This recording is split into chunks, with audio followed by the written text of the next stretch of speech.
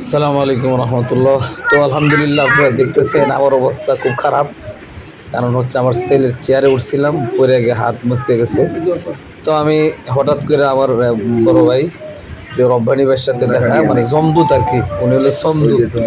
আমারে পায়া ভাই আমার হাতের একবারে আধা ঘন্টা মেসেজ করছে, শুধু মেসেজ না, উনি নিজে ওষুধ আইনা, মানে মলম আইনা, জেল জাতীয় একটা মলম দিতেছে। দেখে এটা দেয়া মানে আমার একবারে আজ যাও মানে একটু আছি অনেকবারে। আলহামদুলিল্লাহ, মেসেজ করার পর থেকে অনেক ভালো, কিন্তু আমার 12টা বেজে গেছে। চিল্লা ছিল কেন, আমার অবস্থা খারাপ।